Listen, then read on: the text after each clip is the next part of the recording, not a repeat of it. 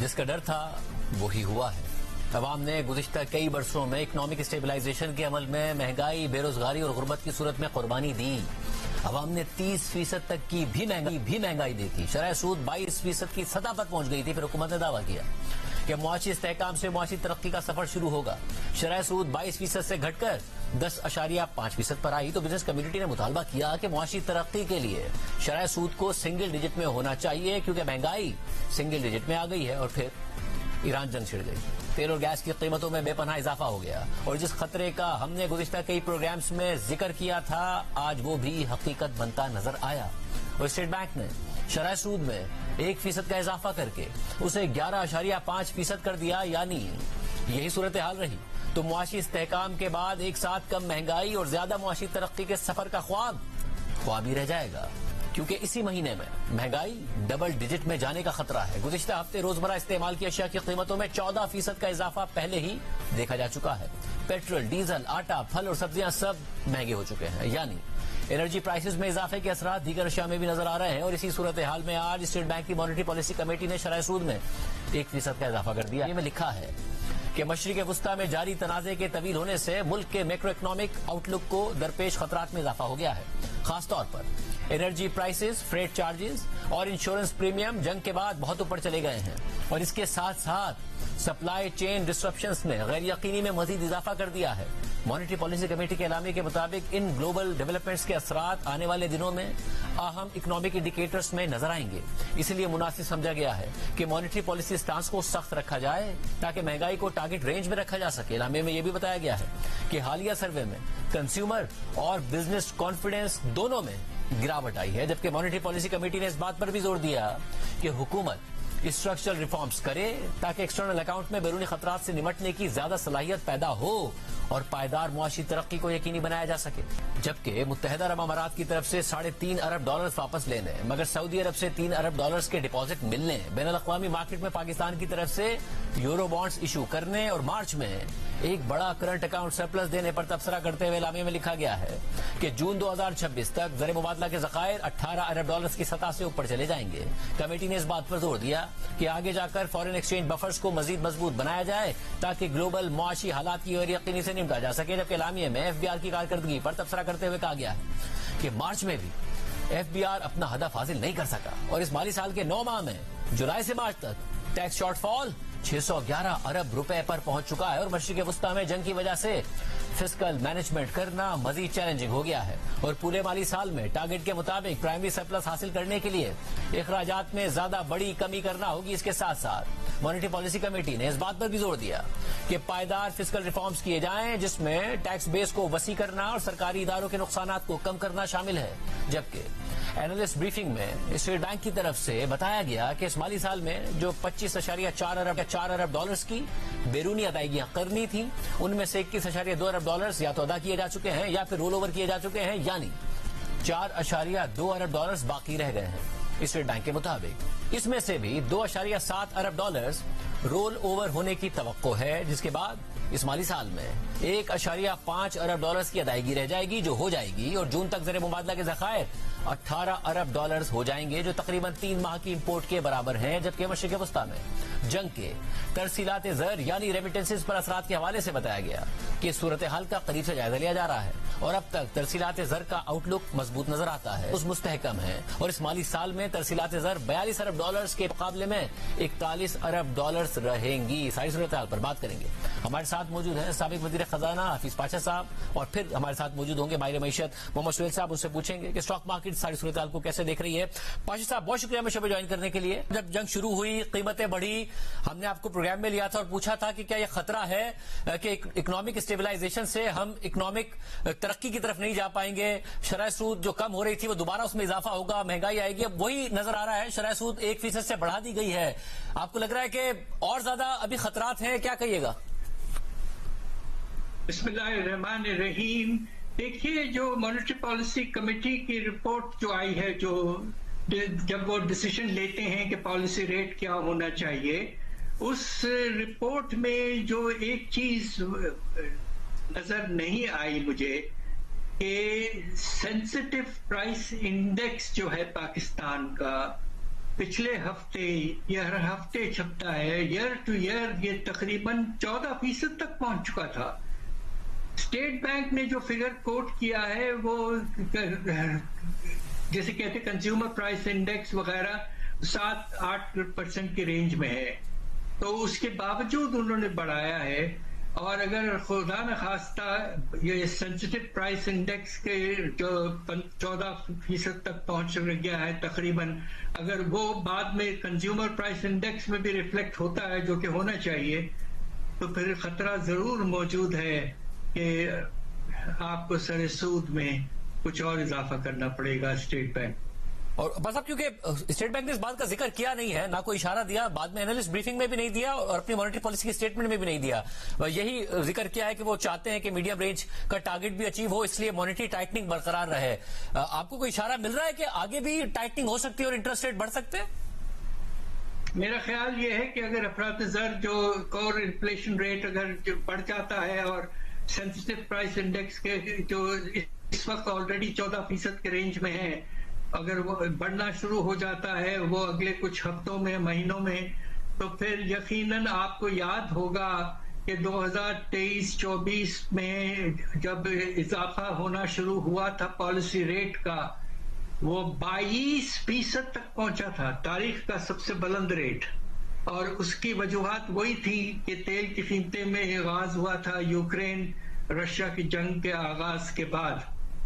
تو بڑی افسوس کی بات ہے، ہمیں پاکستان سٹیبلائزیشن کی طرف چل پڑا تھا، مگر اب پھر سے ایک شاک ہوا ہے ساری دنیا کو اور ہمیں بھی، اور اس کے نتیجے میں اب ہمیں مختلف چینجز کرنے پڑیں گے۔ اور جو آج کا فیصلہ ہے ڈاکٹر صاحب، آپ سمجھتے ہیں درست فیصلہ ہے؟ اسٹیٹ بینک کو یہی کرنا چاہیے تھا یا رکنا چاہیے تھا؟ کیونکہ بہت زیادہ بین الاقوامی مارکیٹ میں اتار چڑھاؤ ہے، انسرٹینٹی ہے، کیا کرنا چاہیے تھا؟ میرے خیال سے 1% جو بڑھایا ہے وہ مناسب ہے۔ اور جو اسٹیٹ بینک نے اپنے مانیٹری پالیسی اعلامیے میں جو کمنٹری کی ہے ایکسٹرنل اکاؤنٹ کے حوالے سے، ظاہر ہے اس مہینے میں اور بھی بہت کچھ ہوا، ایک دوست ملک کو پیسے واپس کرنے پڑے، دوسرے دوست ملک نے دیے، پھر پاکستان کی یورو بانڈز بھی آئے۔ اب جون میں $18 ارب ایکسپیکٹ کر رہا ہے اسٹیٹ بینک کے ہو جائیں گے پاکستان کے ریزرو، جو رفلی 3 مہینے کی امپورٹس کے برابر ہیں۔ حالانکہ جو آئل شاک ہے، آپ کو لگ رہا ہے ایکسٹرنل اکاؤنٹ میں اس کے اثرات ابھی آئیں گے، آنے ہیں، وہ کس طرح دیکھ رہے ہیں آپ؟ بالکل آنے ہیں، خدا نخواستہ اگر اسٹریٹ آف ہارموز بند رہا اور سپلائی ریسٹرکشنز رہے تو اس کے نتیجے میں آپ یہ دیکھیے کہ پچھلے کچھ دنوں سے جو برنٹ کروڈ ہے وہ اس کی قیمت تقریباً $108 فی بیرل تک پہنچ چکی ہے، اور بیچ میں کمی آئی تھی اور پھر سے بڑھنا شروع ہو گیا ہے۔ اور اس کے نتیجے میں اب آپ یہ سوچئے کہ جب جنگ شروع نہیں ہوئی تھی اس وقت جو قیمت تھی وہ تقریباً $70 فی بیرل تھی، یعنی کہ ہوا یہ ہے کہ تقریباً 50% اضافہ ہوا ہے پیٹرولیم پروڈکٹس اور کروڈ آئل میں کم از کم۔ اس کے نتیجے میں ہمارا جو امپورٹ کا بل ہے پیٹرولیم پروڈکٹس کا اور کروڈ آئل کا وہ تقریباً $14 ارب ہے۔ تو ایک سال میں اگر یہی قیمتیں رہیں تو $7 ارب خدا نخواستہ اتنا بڑا ہم پر امپیکٹ ہو سکتا ہے، تو یہ پریشان کن سی بات ہے۔ مطلب اور کمنٹری میں مانیٹری پالیسی اعلامیے میں دونوں باتیں لکھی گئی ہیں کہ ایک تو اسٹرکچرل ریفارمز حکومت کو کرنے چاہیے تاکہ سسٹینیبل بنیادوں پر ہم ایکسٹرنل شاک سے محفوظ رہ سکیں، دوسرا ایف بی آر اپنا ٹارگٹ نہیں اچیو کر پا رہا ہے، اس وہاں ریفارمز کی بات کی گئی ہے۔ جب سرکمسٹانسز ایکسٹرا آرڈنری ہیں تو کیا حکومت کو ایگزیکٹلی آپ کا مشورہ ہوگا، کیا کرنا چاہیے حکومت کو اس وقت؟ دیکھیے میری گزارش اسٹیٹ بینک سے یہ ہے کہ اسٹیٹ بینک نے روپے کی قدر کو آرٹیفیشلی مینٹین کیا ہوا ہے بہت عرصے سے، اور اس کی وجہ بہت بڑا ڈائیورشن ہے ریمیٹنسز کا ہنڈی سے ٹو دا اسٹیٹ بینک۔ اس کے نتیجے میں اب آپ یہ دیکھیے کہ ہمارے جو ریئل افیکٹو ایکسچینج ریٹ ہے جو بتاتا ہے کہ کرنسی انڈر ویلیوڈ ہے یا اوور ویلیوڈ ہے، وہ 100 کے اوپر سگنیفیکنٹلی جا چکا ہے، یعنی کہ کرنسی سگنیفیکنٹلی اوور ویلیوڈ ہے۔ اب وقت آ گیا ہمیں کسی نہ کسی طریقے سے ایکسپورٹس کو فردر انکریج کرنا ہے اور روپے کی قدر میں مناسب تبدیلی آنی چاہیے۔ آئی ایم ایف نے تو اس سال کا جو پروجیکشن کیا تھا وہ تو 300 کے اوپر تھا، वो 280 के भी नीचे है रुपया। तो एक तो ये करना है। दूसरा जो आपको करना है कि जो आपके अखराजात हैं, खास तौर पे करंट एक्सपेंडिचर्स जो खास तौर पे बहुत बढ़ चुके हैं पिछले कुछ सालों में, उनमें नुमाया तौर पर कमी लाने का वक्त आ गया है। आपको मिनिस्ट्रियां, divisions, attach departments, autonomous bodies, ये सबको जीरो बेस बजटिंग करें और तकरीबन इनमें से कोई आधे मेरे ख्याल से केस बनता है कम करने का। ये रेडिकल मूव का वक्त आ चुका है। आपको करना पड़ेगा वो ये है कि कोशिश करके हमें एक्सपोर्ट इंसेंटिव्स को फिर से वापस लाना चाहिए। ये बहुत जरूरी हो चुका है। बहुत शुक्रिया। और रफीस पाशा साहब ने सुनी मार्केट इस हवाले से कैसे देख रही है, स्टॉक मार्केट की एक्सपेक्ट कर रही थी, नहीं कर रही थी। हमारे साथ मोहम्मद सुहेल साहब मौजूद हैं। सुहेल साहब बहुत शुक्रिया हमें ज्वाइन करने के लिए। सुहेल साहब, 1% का इजाफा जाहिर है तवक्को इस बात की थी, बिजनेस कम्युनिटी मुतालबा करती थी शरह सूद मजीद कम करें, इन्फ्लेशन सिंगल डिजिट में है, अब खतरात हैं कि इन्फ्लेशन डबल डिजिट में जाएगी, शरह सूद पहले 1% बढ़ा दी गई, रिवर्सल समझा जाए इसको, और स्टॉक मार्केट भी क्या एक्सपेक्ट कर रही थी इस बात को? बिस्मिल्लाहिर्रहमानिर्रहीम। देखिए, मेरे लिए तो कोई ताज्जुब की बात नहीं है, बल्कि जो हमने एक पोल कंडक्ट किया था टॉप लाइन ने, उसमें 53% पार्टिसिपेंट्स हैं जो मार्केट्स को समझते हैं, इकोनॉमी को समझते हैं। उन्होंने कहा था कि 50 बेसिस पॉइंट से 100 बेसिस पॉइंट इंक्रीज होगा।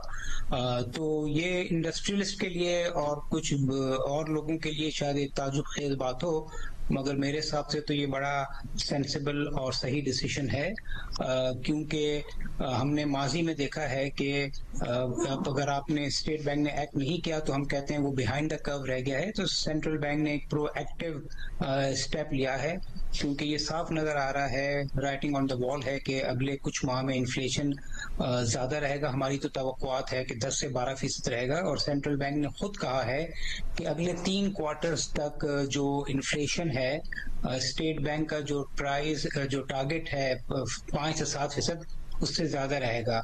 तो मेरे ख्याल में जो स्टेट बैंक का जो मेन मकसद बज़ाहिर नजर आता है वो प्राइस स्टेबिलिटी यानी महंगाई को कंट्रोल करना, और सबसे इम्पोर्टेंट ये नजर आता है कि जो फॉरेन एक्सचेंज रिजर्व्स हैं उसको अचीव किया जाए। तो इन दोनों चीजों को मद्देनजर रखते हुए स्टेट बैंक ने फैसला किया है, जो बज़ाहिर सही लग रहा है। और आपको लग रहा है वन टाइम होगा? क्योंकि अगर इन्फ्लेशन डबल डिजिट्स में जाती है तो हमें तो नजर आया कि अगर 7-7.5% की इन्फ्लेशन थी तो इंटरेस्ट रेट 10.5% पर था।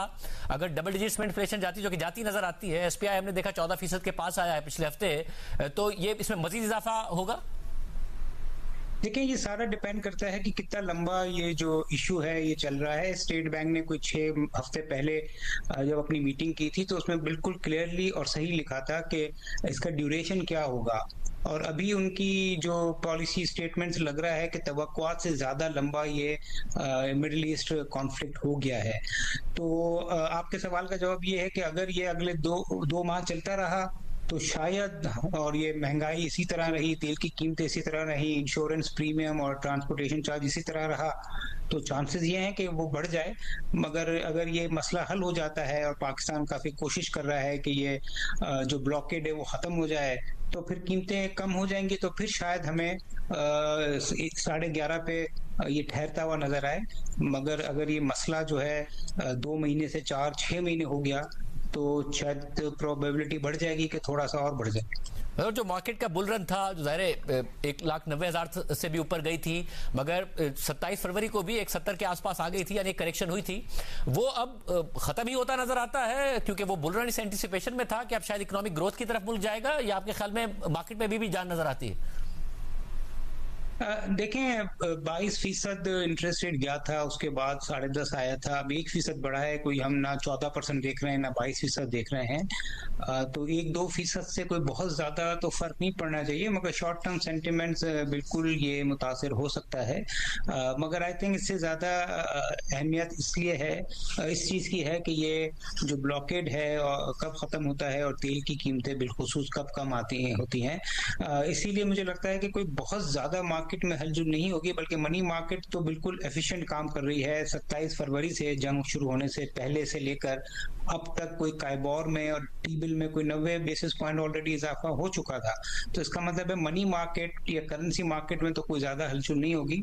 अलबत्ता स्टॉक मार्केट में थोड़ा बहुत असर हो सकता है, मगर वो भी बहुत अरसे शायद कायम ना रहे, क्योंकि ज्यादा फोकस स्टॉक मार्केट का पाकिस्तान की भी और दुनिया भर की वो ये है कि ये ईरान और अमेरिका का सीज फायर एक्सटेंड हो और ये स्ट्रेट ऑफ हॉर्मुज है ये स्मूथ हो जाए।